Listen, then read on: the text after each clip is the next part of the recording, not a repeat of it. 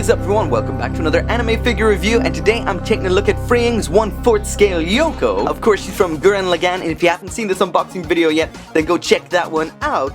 But for now, let's check out the figure itself. And of course this review would not be possible if it wasn't for those awesome people at Hobbylink Japan, so if you want yourself one of these, then check out that link down there in the description. But for now, here we go. So there is what she looks like out of the box, and there's absolutely no denying that this is one fantastic looking figure. Not only is it huge, it looks great. I see a lot of figures, and I mean a lot. I review a lot of them, I've got tons on display just here at home. And I love nothing better than going shopping for anime figures at big anime figure shops here in Japan. And they all eventually start kind of blurring together a bit, all looking a bit samey. When there's a lot on display, they all kind of look a little bit blurred together. But this line of figures here by Freeing, the B-style line of figures, they always stand out to me just because of their sheer size and quality. This thing mixes together size and quality so well, and of course, to make it even better, it's Yoko. Something like this you really have to see in person, just to realize how cool it actually is. So anyway, let's move on in a little bit closer. And with a scale this big, they really could cram in a whole lot of detail and all that sort of stuff, a lot more than you'd get with a 1/7 or 1/8, but they don't. And it's all the better for that reason. I feel it would look just too busy. This right here is perfect the way it is, and from a distance, and even up close, it looks spectacular. So moving right on into the face there, and it looks great. Again, the detail is reasonably simplistic for the scale size, pretty much the same you'd see at 1/8 or 1/7, but that does make it look a lot more readable from a distance, still maintaining that anime simple style. The hair right there towards the front, the bangs, everything there is absolutely perfect. The sculpt on here is incredible. I mean, I can't see a single seam line, mold line, knob or anything on this.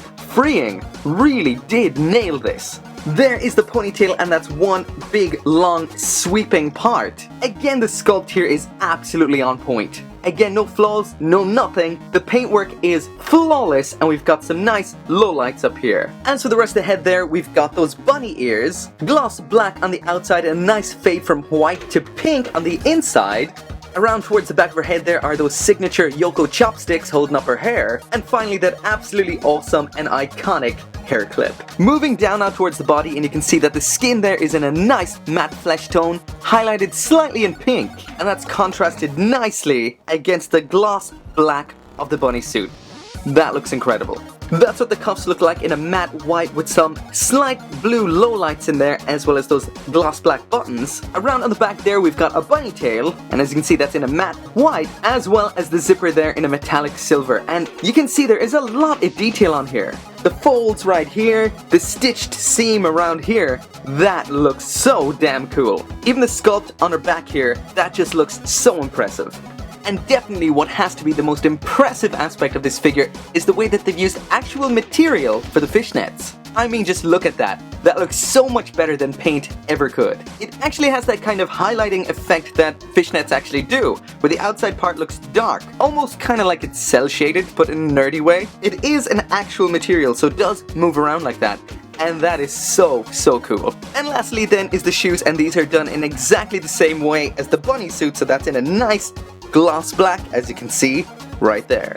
So that is it for the review, and what can I say, this is one hell of a figure. It is awesome. Even in the big display cabinets in anime figure stores, these B-style figures have always stood out to me, mainly because of the sheer size mixed with some awesome quality.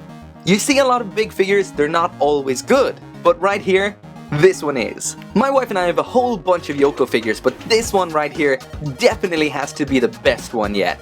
I guess to a lot of Gurren Lagann fans that prefer to see her in her actual costume, but there's a lot of figures of that already. I think this right here, it's just cool, it's just fun, it's awesome.